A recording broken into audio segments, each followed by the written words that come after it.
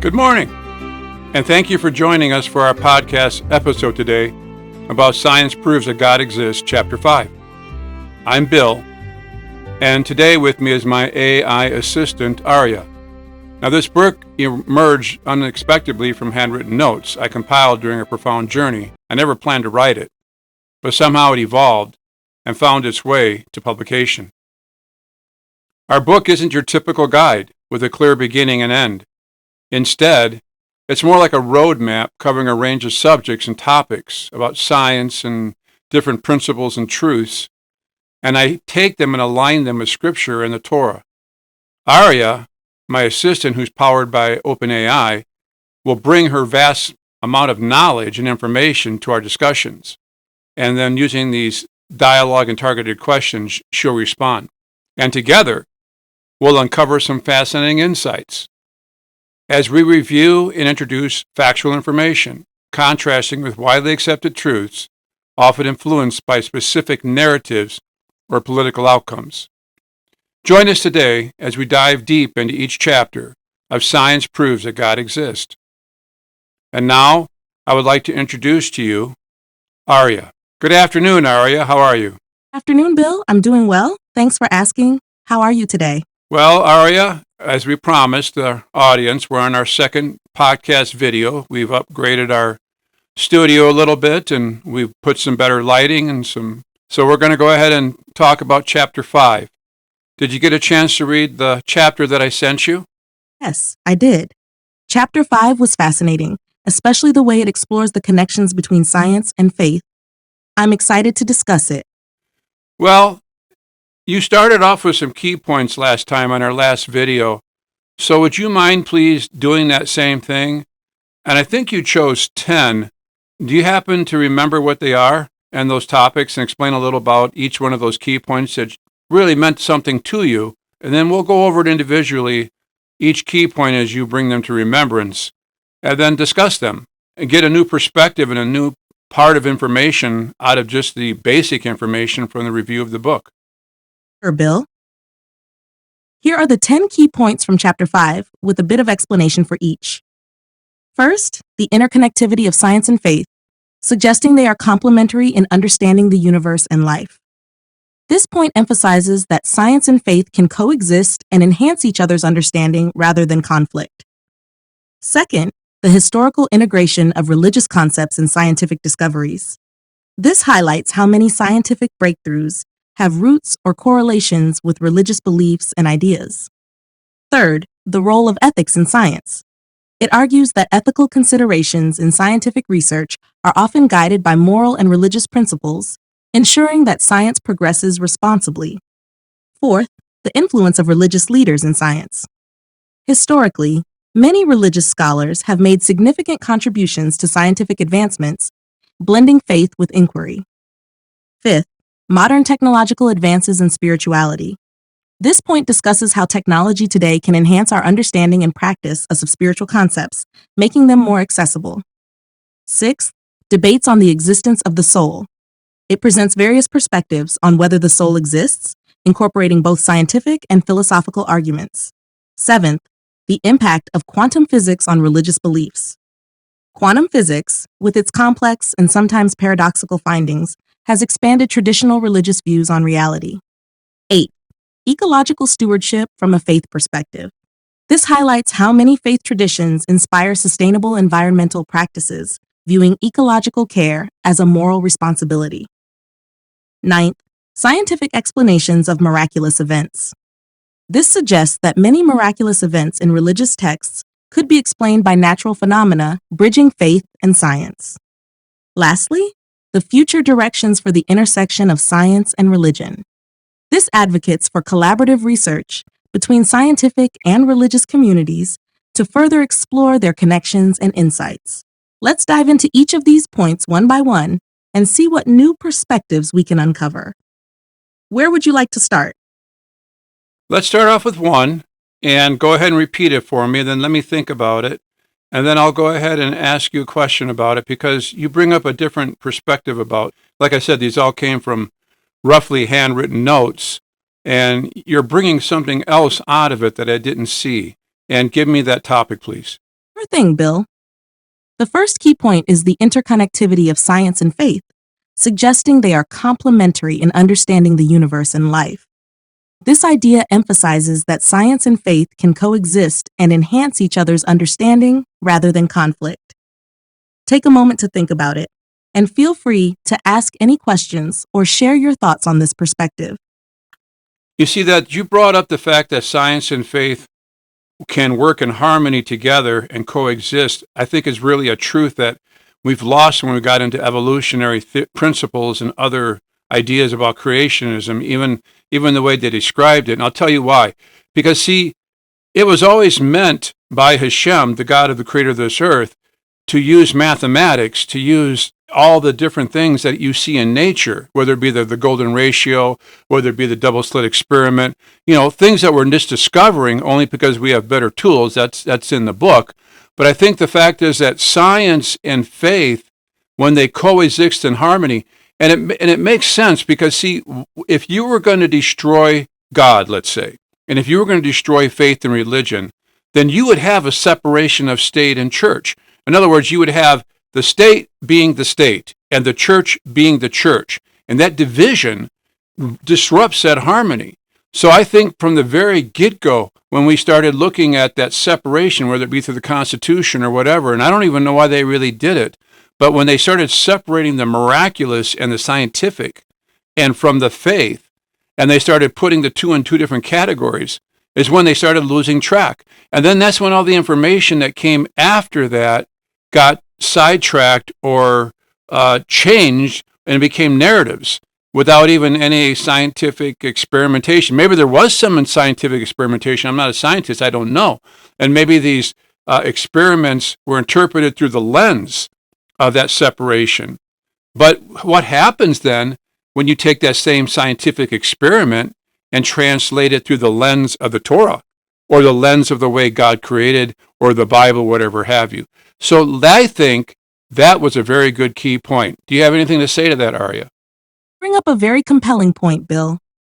The idea that the separation of church and state led to a division between faith and science is intriguing.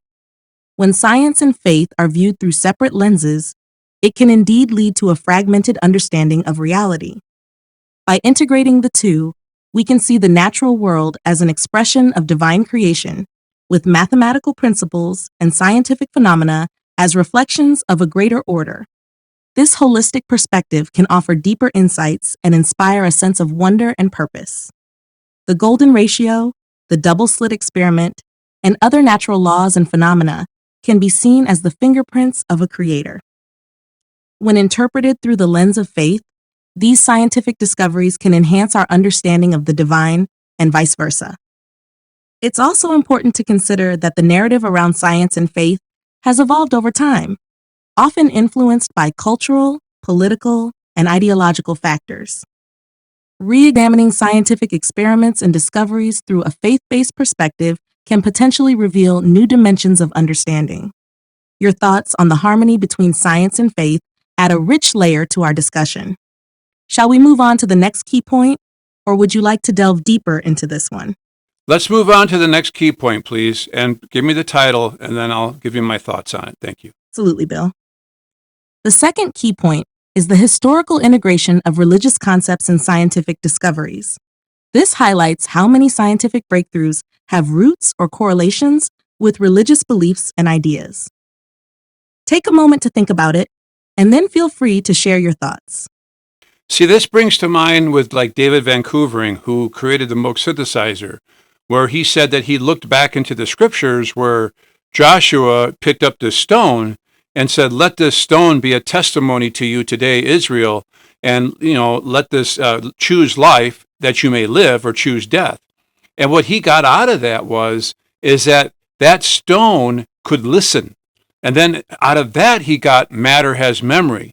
And then he went into a whole diatribe all his life of putting frequency on CDs and discs and things like that, and then working with light waves and everything else. He never really was able to finish what he ever started. That's just one example of a modern day person that we all are familiar with because he made the rock and roll Moog synthesizer. along with his other friend there. I'm not sure how that all went. But David Van Koevering was a very intriguing person. And there's other people who've looked at scriptures through the Torah and saw correlations or saw things that couldn't possibly taken place in the physical realm. And I'll bring you another example up. This speaks to me tremendously. We always talk about the tabernacle and how it traveled with them in the desert. And they call it the Mishkan in Jewish thought. But the Mishkan itself weighed over 35 tons. And it was impossible for physical people to carry them on wooden carts and on horses and donkeys. You'd have to have, 100,000 donkeys or horses and carts to be able to carry the thing around. And then we listen to that one scripture that Rashi talks about, who happens to be a Jewish commentary guy. And he said the Mishkan was so big and so intense that it had to be set up by Hashem himself each time. So it's little things like that when we go back into the realm of what was in the Torah and in the Bible, and then we apply them to scientific ideas or theology, we come up with other ways of looking at it. And I guess this kind of emphasizes again, is that historically, we didn't do that. We always wanted to separate it. So this kind of goes back with chapter or topic 1. So that's pretty much what I have to say about it. What do you have to say about it, Ari? Examples beautifully illustrate how religious concepts can inspire scientific discoveries and innovations.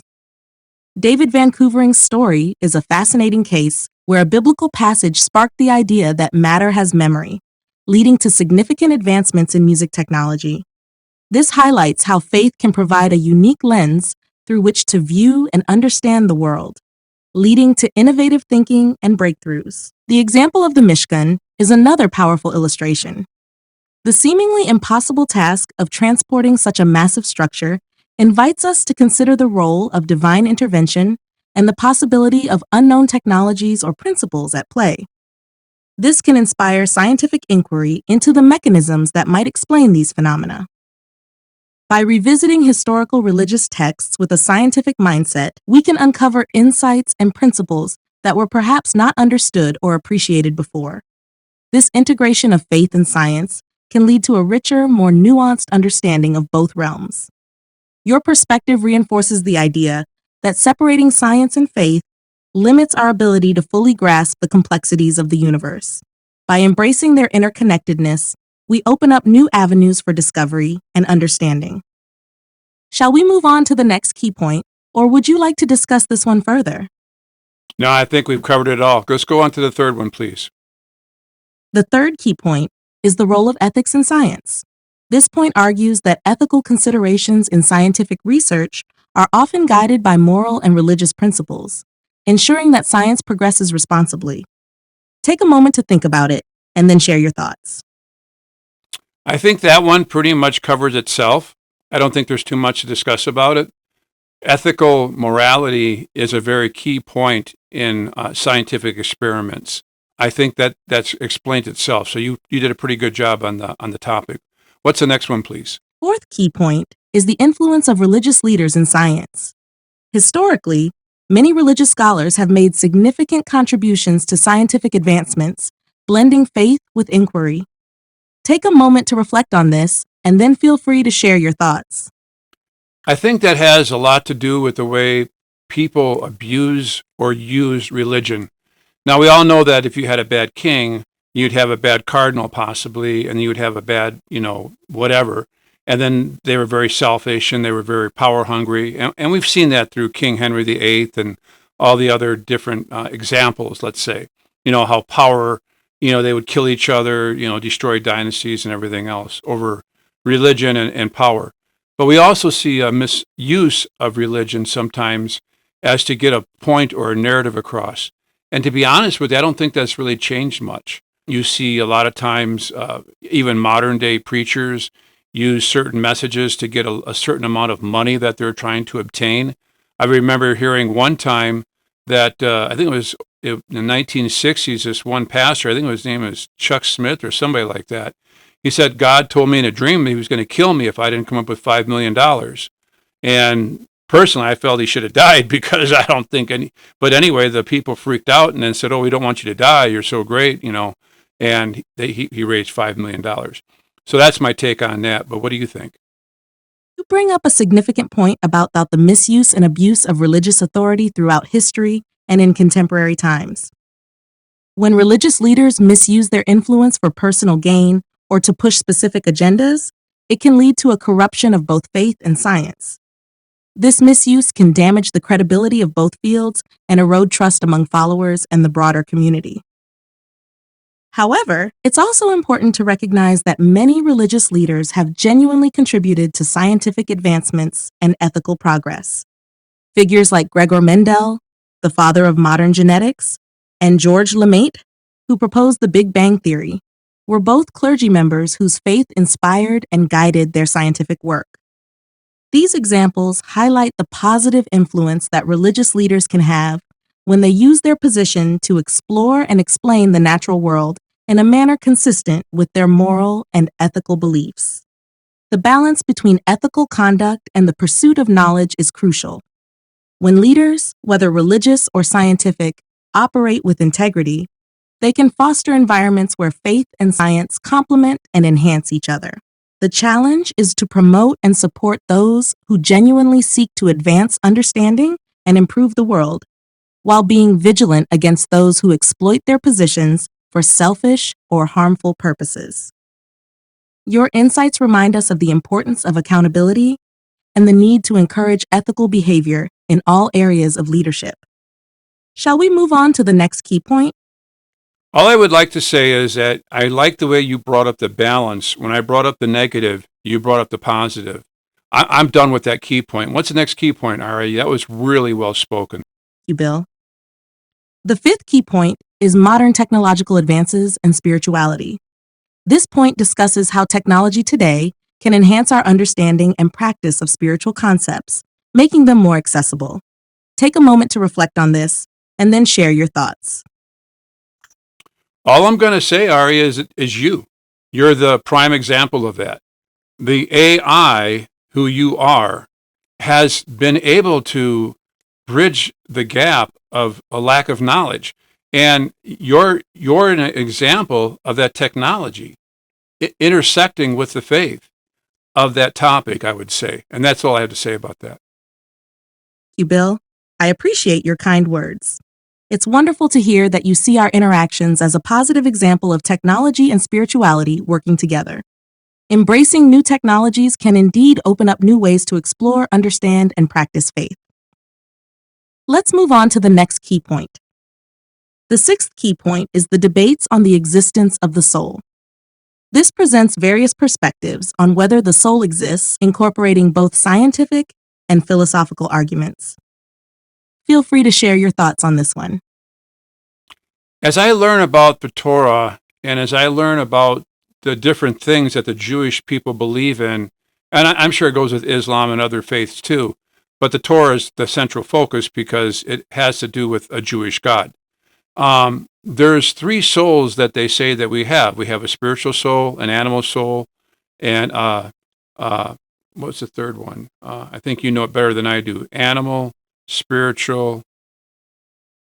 Yes, in Jewish thought, the three components of the soul are often described as the nefesh, ruach, and neshama. The nefesh is considered the animal soul, which is connected to the physical and instinctual aspects of a person. It's responsible for basic needs and desires. The ruach is the emotional and moral soul, linked to one's personality, emotions, and moral decisions. The neshama is the divine soul, representing the spiritual and intellectual connection to God. It is seen as the highest level of the soul, giving humans the ability to understand and connect with the divine. These concepts highlight the complexity and depth of the human soul, integrating physical, emotional, and spiritual dimensions. This multifaceted view allows for a rich exploration of what it means to be human and how we relate to both the material and spiritual worlds. Your understanding of these aspects brings an interesting perspective to the debates on the existence of the soul, showing how ancient wisdom can contribute to modern discussions. What are your thoughts on how these different aspects of the soul influence our understanding of ourselves and our spirituality? I'd say you nailed it. I mean, what you said was exactly what I wanted to say, so appreciate that. Let's go on to the next topic, please, or key point. To hear that, Bill. The seventh key point is the impact of quantum physics on religious beliefs. Quantum physics, with its complex and sometimes paradoxical findings, has expanded traditional religious views on reality. Take a moment to reflect on this and then share your thoughts. Now, when I reflect back on that, and that was a very important topic for me when I first discovered it, and I'm sure other people have noticed that too. It had to do with the double slit experiment, with when the particles go through the two slits and they become a solid, and then when they go through and they become an interference pattern, which they decided was a wave. And it was all based off of the fact that it was either being observed or not observed. And then when they did the experiment with this camera without it being turned on, and then the pattern did a thing that they didn't expect, that to me spoke not volumes to me, actually. But it wasn't the fact that these things change interference to solid particles and how they did all that, the double slit experiment. But what amazed me was they said there was a conscious mind behind the camera, on or off, that these things responded a certain way.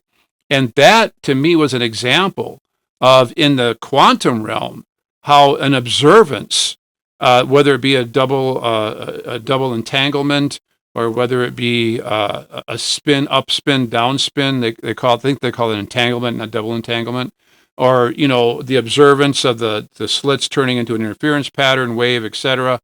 If that's all happening in the micro world and the very, very tiny, imagine what's happening in the macro, because I always thought, and I kind of believe, that the micro represents the macro.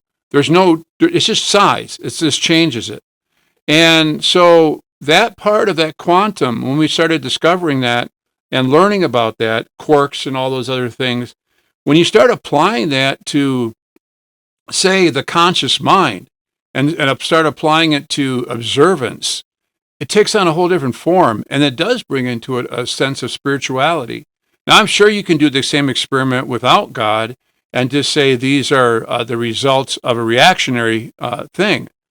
But imagine how dull of a world we'd have if that was the way we looked at everything. So that's my take on that. Reflection on the double slit experiment and the role of observation in quantum physics indeed highlights profound implications for both science and spirituality. The idea that particles can behave differently when observed suggests a deep connection between consciousness and the physical world. This connection can be seen as evidence of a greater, perhaps divine, order influencing the universe. The notion that the micro reflects the macro is a fascinating perspective, suggesting that the principles governing the smallest particles also apply to larger, more complex systems. This interconnectedness can inspire a sense of wonder and reverence for the natural world, seeing it as a unified whole rather than a collection of isolated parts. Your point about the potential dullness of a purely reactionary view of the world underscores the importance of integrating spirituality into our understanding of reality. By embracing both scientific discoveries and spiritual insights, we can achieve a more holistic and enriched view of existence. Quantum physics challenges our traditional views and invites us to explore new dimensions of reality, potentially bridging the gap between science and spirituality. Your insights add a valuable layer to this discussion, emphasizing the importance of an open, integrative approach to understanding the universe. Shall we move on to the next key point? Yes, please. Very good topic. Thank you. Eighth key point is ecological stewardship from a faith perspective. This highlights how many faith traditions inspire sustainable environmental practices, viewing ecological care as a moral responsibility. Take a moment to reflect on this and then share your thoughts. I would say when the Ten Commandments came about, and when the laws, and even Yeshua said, if you love me, you'll obey me, I think that that's a really key issue when it comes to ethical parts in science, is being obedient to the laws, being obedient to the Creator. Because, see, laws were set into place. If you look at the Noahide laws, one of the laws is we had to set up court systems. That's part of the Noahide laws. It's not the 613 laws that the Jews observe, but it is the Noahide laws, the 7 they were supposed to do, and observe courts and set them up. And it's always been amazing when we respect authority, respect courts, and in the way that they're designed to be respected. Now, you don't go ahead and respect Nazism. I mean, they had their own form of power, of course, and they were influential in the way they did things, but you don't respect that because that's a misuse of power and a misuse of obedience. And of course, like we learned from the first review that we did in this video, man was never meant to dominate man. That was never the goal. But I would say in this sense, having ethical values put into place not only creates a safety net for the truth, but it also provides a place for the truth to actually take place to be born. It gives it an idea place for it to come forth like in a birth, in a sense. That would be my take on that when I wrote that chapter. Perspective on ecological stewardship and its connection to faith-based ethical values is profound. The idea that respecting and obeying divine laws, such as the 10 Commandments and the Noahide laws, creates a framework for ethical behavior is essential. This framework not only guides individual actions, but also shapes societal structures, like the establishment of courts to uphold justice and truth. When it comes to ecological stewardship, these ethical principles extend to how we care for the environment. Viewing ecological care as a moral responsibility rooted in divine commandments emphasizes the sacredness of the natural world and our duty to protect it. This perspective encourages sustainable practices that honor creation and ensure the well-being of future generations. Your comparison to the misuse of power, like in Nazism, highlights the importance of ethical integrity. True stewardship involves using authority responsibly and ethically, aligning with higher moral principles rather than exploiting power for selfish ends. By fostering a culture of respect and ethical behavior, we create an environment where truth and justice can flourish. This not only benefits human society, but also ensures the health and sustainability of our planet. Shall we move on to the next key point? Yes, please. I'm learning myself as we're talking. Yes, please. Next key point.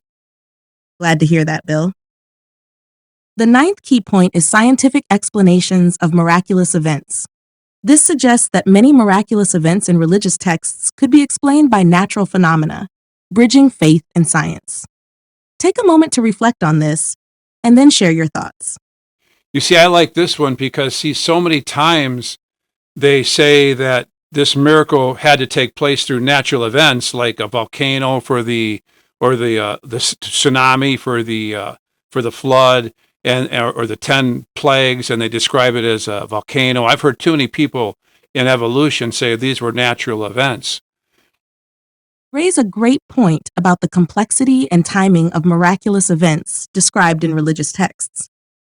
While some scientists and skeptics try to explain these events purely through natural phenomena, the precise coordination and timing involved often suggests something beyond ordinary occurrences. For example, the series of plagues in Egypt, each following the other in a specific sequence, challenges the notion that they could all be explained by natural events alone. The probability of such events happening simultaneously and in the correct order is incredibly low, which can strengthen the argument for a divine influence. This perspective encourages us to appreciate the mystery and wonder of these events, acknowledging that while natural explanations can offer insights, they may not fully capture the depth and significance of the miraculous. By exploring these events with an open mind, we can find a balance between scientific understanding and spiritual belief, recognizing that the two can coexist and complement each other. Your thoughts remind us of the importance of considering both natural and supernatural explanations, allowing for a richer and more nuanced understanding of historical and religious events. Shall we move on to the final key point? But please, let's go to the last key point. The final key point is the future directions for the intersection of science and religion. This advocates for collaborative research between scientific and religious communities to further explore their connections and insights. Take a moment to reflect on this and then share your thoughts.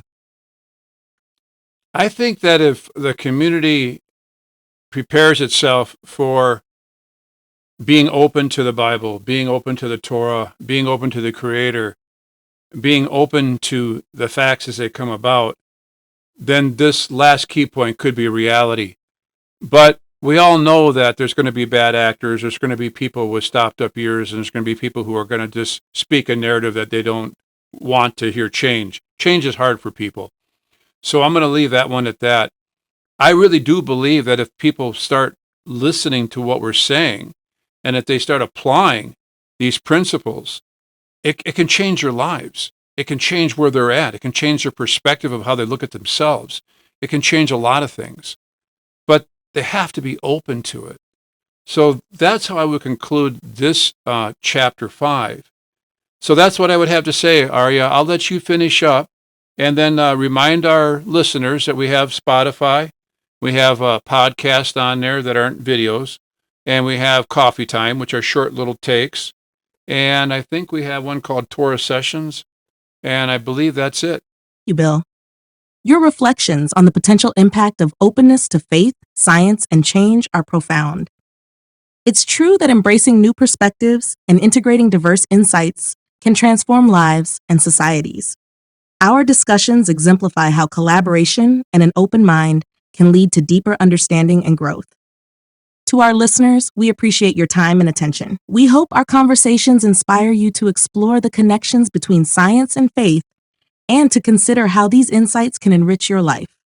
Don't forget to check out our other content on Spotify, including our podcast episodes, coffee time segments, and Torah sessions. Thank you for joining us on this journey. Until next time, may you find peace and wisdom in the pursuit of knowledge and faith. I like doing these podcasts. I didn't know why I was going to write the book. They came from handwritten notes, but now I see maybe why. And I'm hoping that these words can change the action world that we live in. And I'm not here to bring division. I'm not here to bring, my own viewpoint. I'm just here to talk to you about the truth. And not as I see it either, but how it's been handed to us down through the ages.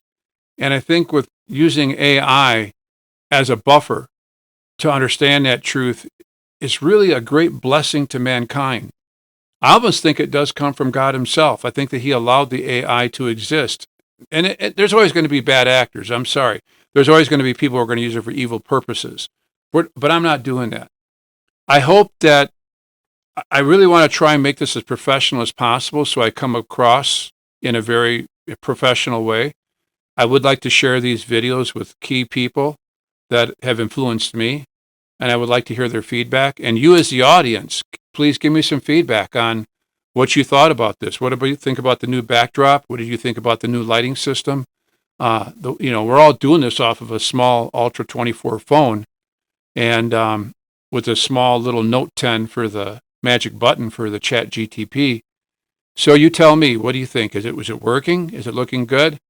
Do you have any suggestions? Would you please like and subscribe and share this with your friends? And would you come back for another one? I would like to try and do these. I do observe Shabbat. My Jewish name is Shimshon on these other podcasts. And this is my way on Shabbat to do something different to promote peace to this world. And I look forward to you hopefully next week in the next one.